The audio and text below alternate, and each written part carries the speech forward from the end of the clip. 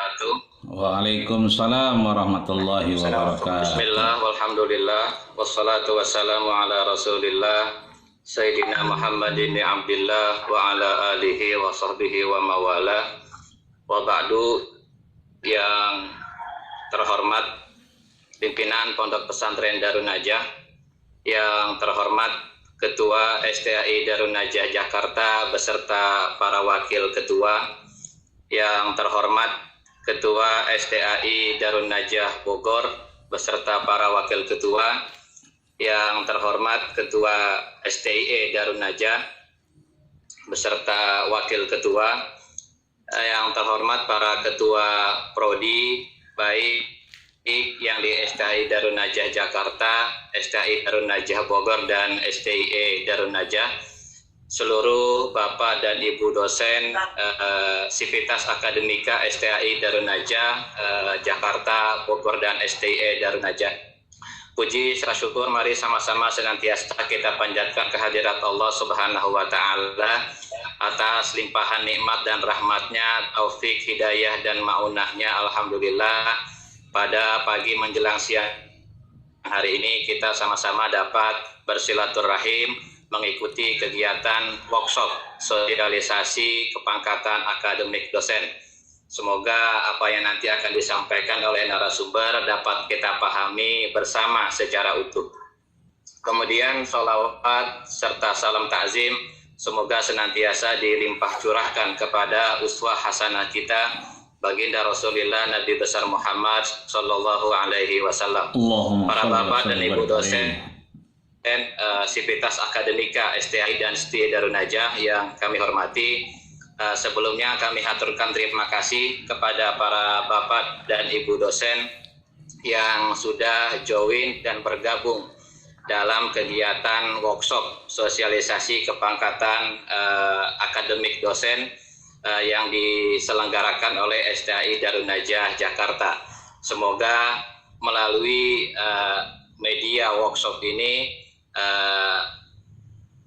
nanti kita dapat mengembangkan karir kita sebagai dosen, khususnya di STAI Darun Najah, dan juga untuk menambah wawasan keilmuan kita mengenai kepangkatan akademik dosen.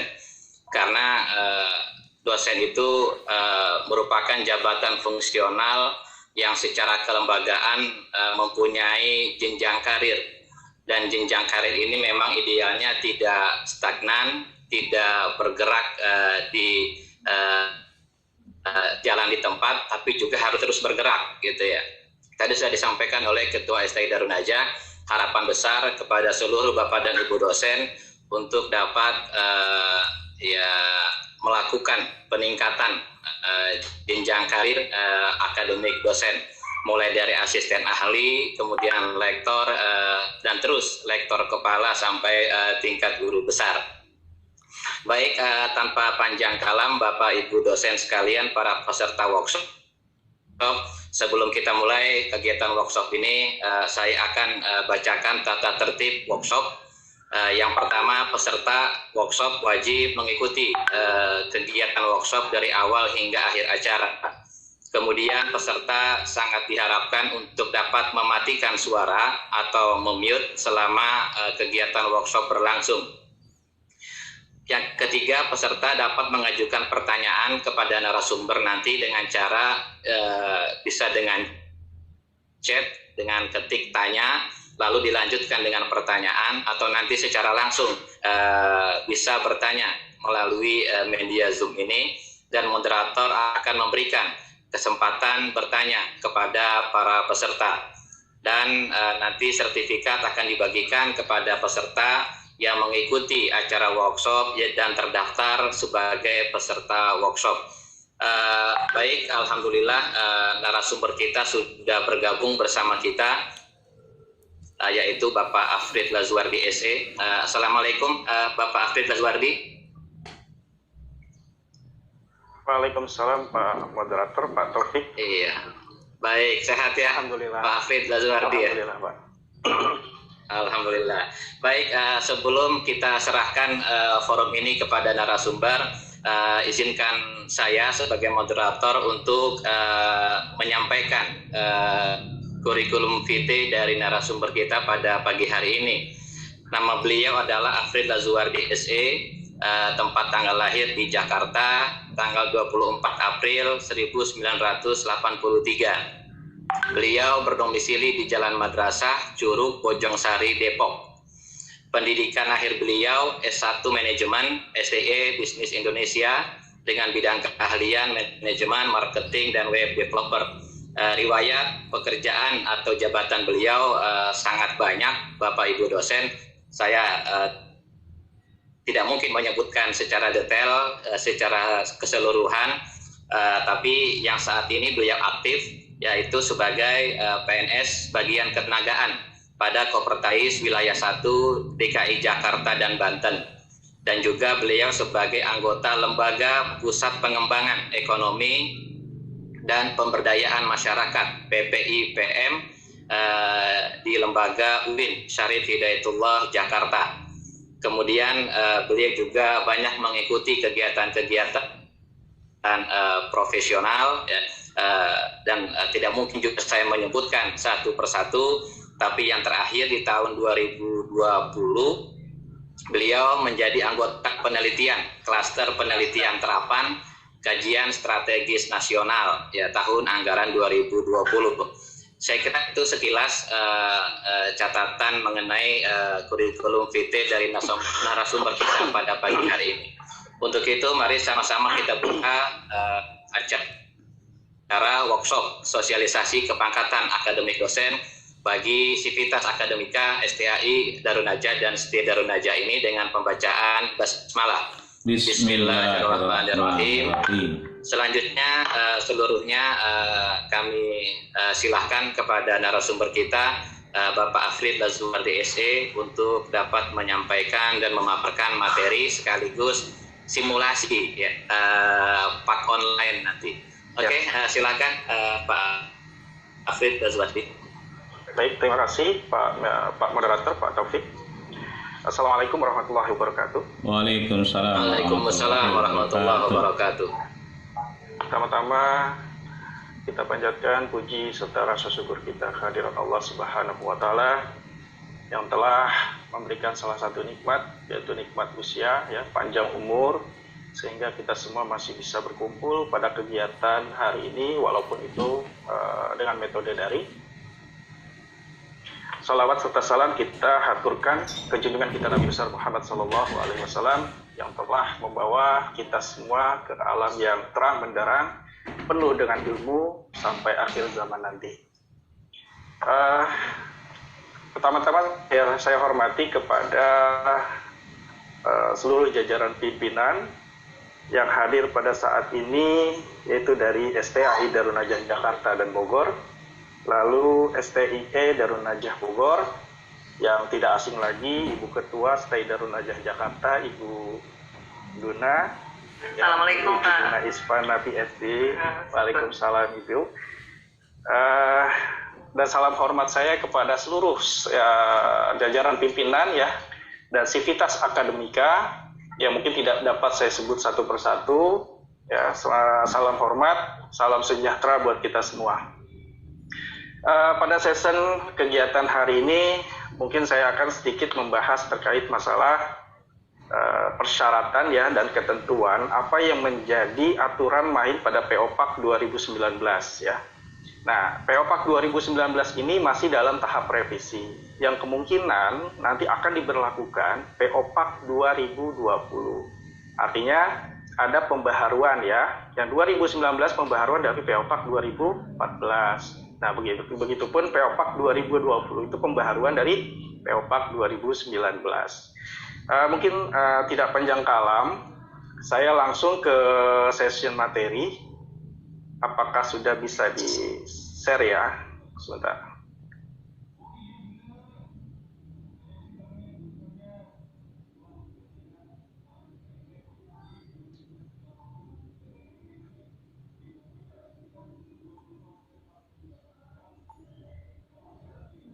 Sudah bisa terlihat Bapak Ibu? Sudah. Sudah, Alhamdulillah. Baik, sebelum lanjut ke materi, saya mungkin perkenalan diri dulu ya. Mungkin tidak semua Sivitas Akademika Stay Darun Najah Jakarta yang ada khususnya di wilayah Kopertes 1, Jakarta dan Banten. Mungkin untuk Stay Darun Najah Bogor dan Stay Darun Najah Bogor, nanti ke tahap materi yang kedua untuk simulasinya mungkin berbeda ya aplikasi yang digunakan. Pertama-tama saya perkenalkan diri, nama saya Afrid Wazuardi yang saat ini memiliki ya tugas fungsi itu khususnya di bagian ketenagaan. Apa saja bagian ketenagaan yang saya lakukan kesehari-harinya? Nah ini ya, ada 5 poin pekerjaan yang intinya itu 1 sampai nomor 4 tadi. Nah, untuk nomor 1 ini, saya memproses berkas usulan kepangkatan, jabatan fungsional jenjang asisten ahli, lektor kepala, dan guru besar. Nah, insya Allah di sesi materi ini saya akan membahas bagaimana proses usulan ya kepangkatan jabatan fungsional akademik dosen. Lalu yang kedua, ini memproses usulan peserta seleksi sertifikasi dosen. Ya, ini dilakukan dalam 1 tahun 1 kali. Ya, cuma sangat disayangkan tahun 2020 ini Kemenak tidak mengadakan kegiatan seleksi karena faktor ya dampaknya COVID, sehingga anggaran yang tadinya sudah direncanakan lalu dialihkan ya ke penanganan COVID-19 yang ada di negara kita. Insya Allah di tahun 2021 nanti Kemenak akan membuka. Ya, mudah-mudahan seluruh Sivitas Akademika di tenaga khususnya tenaga pendidik yang ada di Stay Darun Najah Jakarta dan Bogor, Stay Darun Najah Bogor, semua dapat ikut serta dalam seleksi sertifikasi. Nah, itu ada beberapa syarat yang nantinya mungkin di materi yang terakhir akan saya sampaikan. Gitu ya. Lalu yang poin ketiga, memproses pelaporan beban kerja dosen. Nah, beban kerja dosen ini dilakukan dalam 1 tahun itu 2 kali. Ya, antara ganjil dan semester genap. Apa tujuan beban kerja dosen? Pelaporan beban kerja dosen ini tujuannya adalah untuk memproses pencairan tunjangan profesi dosen yang sudah memiliki serdik ya, atau disebut sertifikat pendidik ya, atau serdos. Nah, beban kerja dosen ini saat ini khususnya di wilayah Kopertes 1, Jakarta dan Banten yang semula berkisar antara 430 dosen, tetapi untuk tahun periode 2021 nanti kita bertambah menjadi kurang lebih 500 lebih ya untuk dosen yang telah sertifikasi. Karena ada pertambahan wilayah ya dari khususnya PTKIS yang ada di Banten pindah ke kita. Nah, untuk pagu anggaran yang sudah kita ajukan di tahun 2021 nanti kurang lebih itu 20M ya. Itu 20M itu khusus untuk tunjangan sertifikasi profesinya. Ini yang ada di wilayah Jakarta dan Banten ya. Belum ada di wilayah lainnya ya. Yang se-Indonesia mungkin berapa nilai total khusus anggaran untuk tunjangan profesi tadi. Lalu poin keempat, memproses berkas usulan ya. Seperti halnya SKTP, in-passing, izin atau tugas belajar. Nah, fungsi dan tujuannya ini macam-macam ya. Untuk SKTP ini dari pihak perguruan tinggi itu bisa mengusulkan ke Kopertes dengan melengkapi syarat-syarat yang sudah ada. Itu bisa diakses pada laman kopertes1.or.id. Nah, ini persyaratannya tidaklah sulit ya, karena cukup dengan melampirkan SK mengajar minimal 2 semester atau terhitung 1 tahun. Nah, SKTP ini akan diterbitkan. Nah, menjadi salah satu syarat ya untuk menuju ke jenjang jabatan fungsional akademik awal. Baik itu asisten ahli atau lektor 200. Nah, untuk SK in-passing, nah in-passing ini SK semacam SK penyetaraan. Ya, ketika dosen telah memiliki kepangkatan akademik, ya diwajibkan untuk mengusulkan SK in-passing. Nah, SK in-passing ini berlaku hanya untuk dosen non PNS saja ya. Kalau dosen PNS tidak perlu. Nah, karena dengan adanya in-passing, yaitu menyesuaikan atau menyetarakan tunjangan profesi sertifikasi ya disamakan dengan gaji pokok dosen PNS. Jadi tidak ada yang dibedakan, semua sama. Nah, tujuan invasi itu. Lalu izin atau tugas belajar.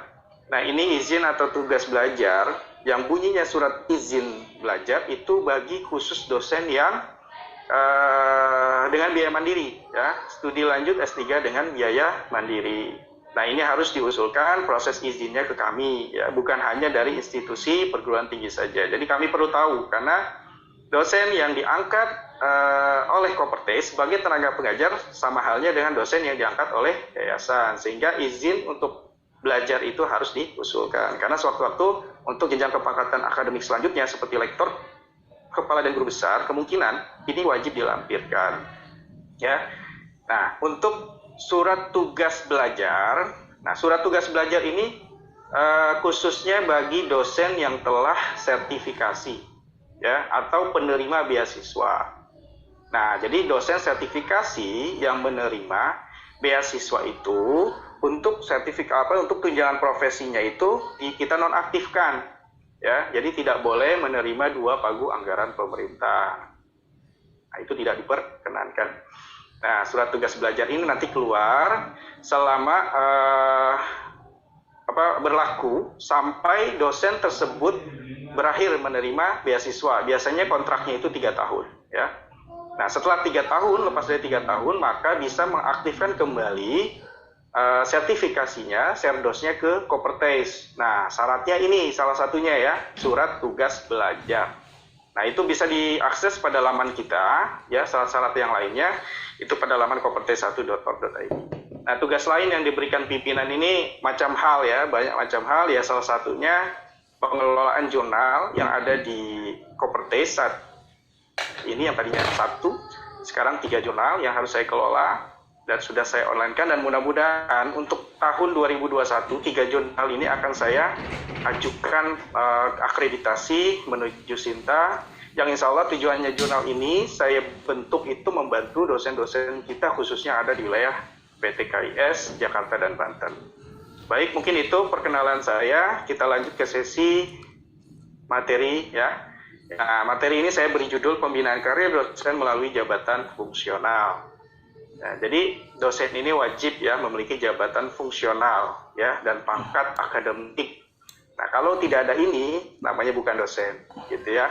Jadi kalau terus tidak dikembangkan karirnya, maka posisi yang ada pada data laman Forlapdikti itu otomatis ya lebih dari 5 tahun atau 10 tahun itu akan hilang ya.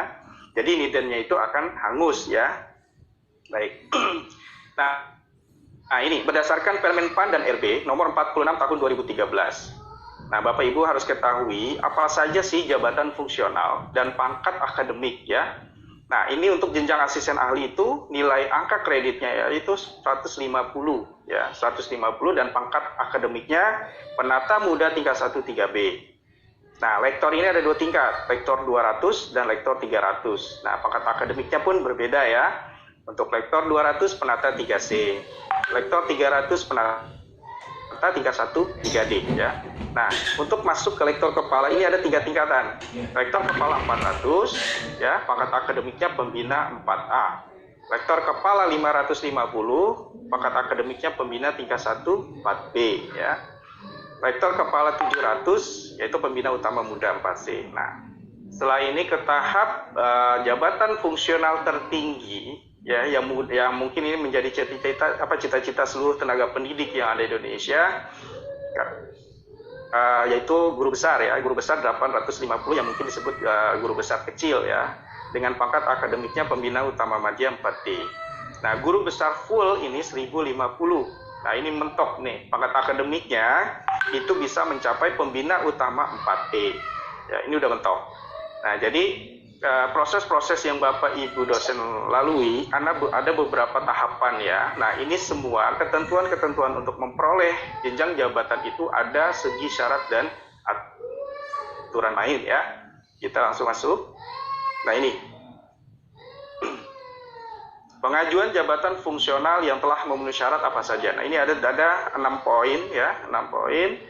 Ya, mungkin 1 yaitu waktu telah terpenuhi. Ya, apa sih waktu telah terpenuhi? Nah, ini ya. Ya, misalnya Bapak Ibu ketika telah melaksanakan tridharma sekurang-kurangnya 1 tahun dari dosen tetapnya ya. Artinya dari pengangkatan dosen tetap yayasan. Nah, ini bisa diajukan ke jenjang asisten ahli ya.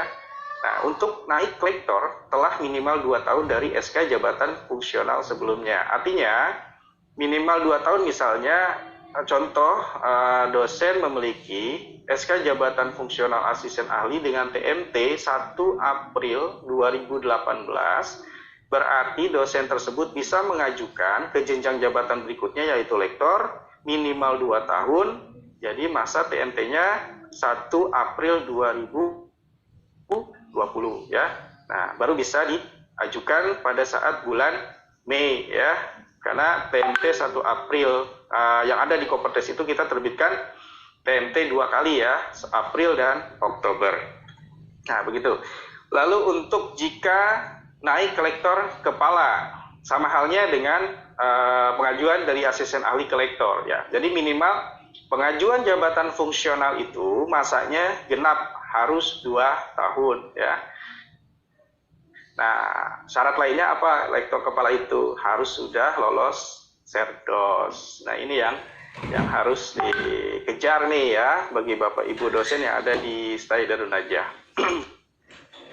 Nah, ini sesuai dengan Permendikbud nomor 92 tahun 2014, ada pada lampiran halaman 3 poin indikator penilaian kenaikan jabatan akademik.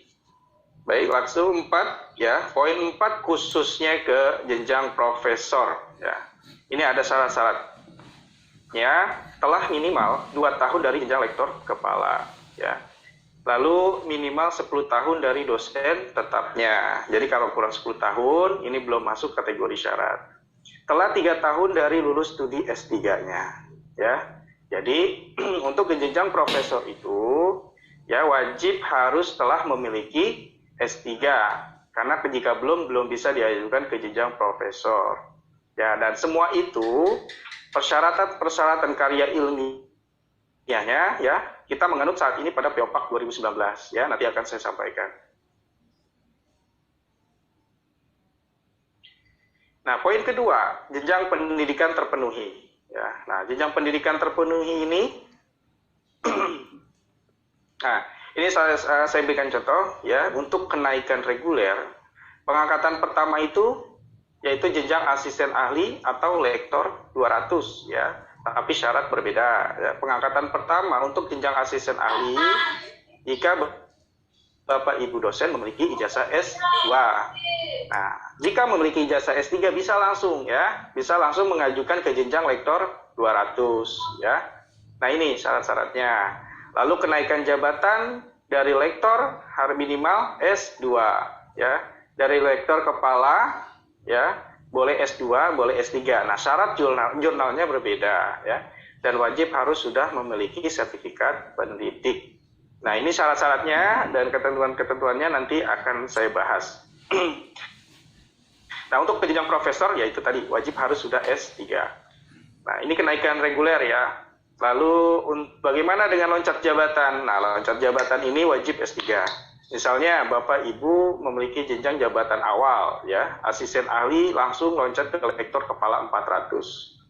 Nah, itu syarat-syaratnya minimal Bapak Ibu harus memiliki jurnal internasional bereputasi sebagai penulis pertama. Wajib 2 ya. Wajib minimal memiliki 2 jurnal internasional bereputasi sebagai penulis pertama yang jurnal tersebut berdampak impact faktor minimal saat ini 0,5 ya untuk bidang keahlian ya, bidang keilmuan ilmu agama. Bagaimana dengan lektor? Nah, lektor ke profesor itu minimal 4 ya, 4 jurnal internasional bereputasi sebagai penulis pertama. Itu minimal syaratnya. Boleh ditambahkan dengan kegiatan-kegiatan tulisan, baik itu buku ya, seperti buku monograf ya, buku capture segala macamnya, itu untuk menambah poin hukum khususnya di bidang penelitian. Nah, bagaimana dengan angka kumulatif? Nah, ini poin ketiga. Angka kredit kumulatif terpenuhi dengan sesuai kebutuhan yang mau diajukan. Nah, seperti ini contohnya. Angka kredit terpenuhi yang dimaksud yaitu pengangkatan pertama ke jenjang asisten ahli dengan ijazah S2 dengan 10 kum saja sudah bisa ya. Nah, 10 kum itu kegiatannya itu terbagi beberapa persentase bidang tridharma ya, tridharma perguruan tinggi. Nah, untuk bidang pengajaran tadi ya, bidang pengajaran itu prosentasenya 55% ya. Untuk bidang penelitian 25%, lalu bidang pengabdian dan penunjang 10% ya, masing-masing sama 10%. Nah ini kenaikan jabatan ya. Jadi lektor ijazah S3 itu tadi sama ya, minimal 10, dan persentasenya tadi saya sampaikan sama dengan ke asisten ahli ijazah S2. Nah, untuk kenaikan jabatan, nah persentase pembagiannya seperti ini. Dari asisten ahli 150 ya, lalu masuk ke lektor 200. Nah, Bapak Ibu membutuhkan kum 50 berarti ya. Nah, dari 150 ke lektor 200 berarti yang dibutuhkan berapa? 50 kum. Nah, ini persentasenya ada di bawah ya. Untuk pendidikan pengajaran 55%, penelitian 25%, lalu pengabdian dan penunjang 10% ya. Begitupun dari jenjang asisten ahli 150 ke lektor 300. Nah, berapa besar kum yang harus Bapak Ibu penuhi? Nah, dari 150 menuju 300 berarti 150 kum ya. Nah, pembagian persentasenya ini berbeda. Ketika pengajuan jenjang dari asisten ahli ke lektor, pembagian persentasenya 55% pendidikan, 25% penelitian, pengabdian masyarakat 10% dan penunjangnya 10%. Nah, kalau dari asisten ahli ke lektor 300 ini 45%, untuk penelitian 35%, pengabdian dan penunjangnya sama ya. Nah, begitupun dari lektor 200 ke jenjang lektor kepala 400. Nah, 200 ke 400 berarti membutuhkan Bapak Ibu hukum itu sebesar 200 ya. Nah, persentasenya itu pun ada perbedaan. Ya, untuk pendidikannya dan pengajaran 40%, penelitiannya 40%, pengabdian dan penunjangnya 10%. Nah, untuk jenjang lektor dari lektor 200 ke lektor kepala, lektor 200 ke lektor kepala 700 itu sama persentasenya ya. Nah, ini semua pengajuan kenaikan jabatan ini ada beberapa segi syarat yang diatur oleh POPAK 2019 ya, dan Bapak Ibu harus mengetahui berapa sih nilai-nilai dari suatu karya ilmiah ya, terutama itu ya bidang penelitian. Lagi jurnal nasional tidak terakreditasi, jurnal nasional akreditasi SINTA 3 sampai 6, lalu jurnal internasional 1 sampai 2, jurnal nasional 1 sampai 2 maupun jurnal internasional bereputasi lainnya. Nah, ini Bapak Ibu harus minimal menghafal atau nanti bisa mengacu pada pedoman POPAK yang sudah diberlakukan saat ini ya. Nah, ini tabel proporsinya pemenuhan angka kredit. Jadi untuk jenjang jabatan menuju asisten ahli dengan ijazah S2, nah ini ya tadi saya sebutkan, pendidikan pengajaran 55%, penelitiannya 25%, maka dan pengabdian unsur penunjang lainnya itu 10%. Nah, kolektor dengan ijazah S2 45% pendidikan dan pengajaran, lalu penelitiannya 35%, pengabdian masyarakat serta penunjangnya 10%. Nah, lektor kepala ini bisa dengan ijazah S2 maupun S3. Nah, pembagian presentasinya sama, cuma syaratnya yang berbeda ya. Itu untuk pengajarannya 40%, penelitiannya 40%, pengabdian masyarakat dan penunjang 10%. Profesor wajib harus sudah S3. Nah, untuk pendidikan pengajarannya dia ini lebih kecil ya, 35%. Tapi diutamakan makanya khususnya untuk bidang penelitian. Penelitian ini 45% ya. Pengabdian dan penunjangnya ini 10% ya. Jadi untuk pengabdian dan penunjang ini tidak ada perubahan ya, hanya pada pendidikan, pengajaran dan penelitian ya, setiap jenjang itu. Nah, saya beri contoh. Misalnya Bapak Ibu ya mau masuk ke pengangkatan jabatan fungsional akademik pertama ke jenjang asisten ahli atau lektor 200. Nah, seperti tadi yang saya sampaikan, kebutuhan KUM yang harus dipenuhi yaitu 10. Nah, bagaimana cara menghitungnya seperti ini ya? Untuk pendidikan 55%, maka dikali kebutuhan KUM yaitu 10. Berarti sama dengan 5,5 ya. Artinya dengan kegiatan mengajar dalam 1 tahun saja itu sudah terpenuhi, artinya 2 semester. Nah, dalam 1 semester itu minimal Bapak Ibu mengampu mata kuliah ya, mengampu mata kuliah itu 6 SKS sampai dengan 9 SKS ya.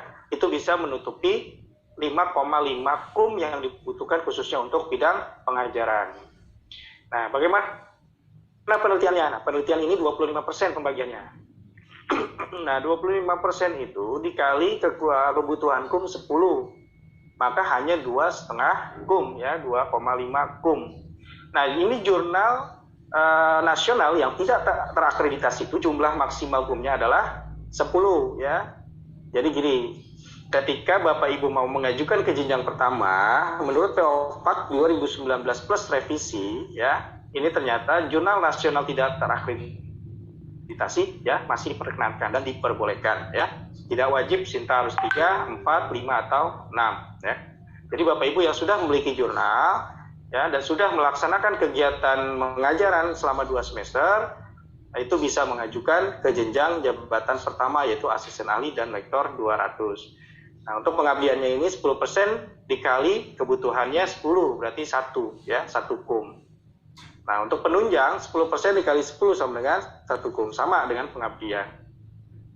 Ya, ini minimal untuk pengabdian dan penunjang 2 kegiatan. Ya, misal contoh pengabdian masyarakat ya. Saya akan berikan contoh nanti di laman berikutnya, misalnya Bapak, Ibu atau Bapak ya melaksanakan kegiatan khotib Jumat, misalnya seperti itu ya. Nah, itu disertakan surat penugasan dari masjid atau surat tugas yang diterbitkan oleh pimpinan perguruan tinggi. Nah, apa sebagai kinerjanya, bukti kinerjanya? Contohnya seperti materi ya, materi dakwah dan schedule biasanya ya, jadwal khotib. Nah, itu dilampirkan. Nah, begituan penunjang. Nah, penunjang contohnya kegiatan pada hari ini ya, webinar workshop. Nah, ini kan memiliki keluaran artinya sertifikat ya. Nah, sertifikat ini memiliki nilai KUM-nya ya, minimal untuk kegiatan lokal itu 0,5. Nah, artinya kegiatan lokal diselenggarakan oleh perguruan tinggi kita. Yaitu 0,5. Artinya 2 kegiatan saja sudah mencukupi 1 KUM. Jadi jangan menunggu ya, kalau sudah 1 tahun langsung saja juga gitu. Jangan menunggu sampai 2 atau 5 tahun ya baru mau mengajukan ke jenjang pertama asisten ahli. Karena apa? Nanti akan merugikan Bapak Ibu sendiri. Ya, ruginya seharusnya Bapak Ibu sudah bisa memproses seleksi serdos ya. Nah, ini yang artinya pemerintah sudah mengeluarkan semacam kesejahteraan lah ya bagi dosen-dosen yang ada khususnya di wilayah Indonesia, yaitu tunjangan profesi yang wajib dan berhak Bapak Ibu terima. Nah, syarat-syaratnya itu tadi salah satunya telah memiliki jabatan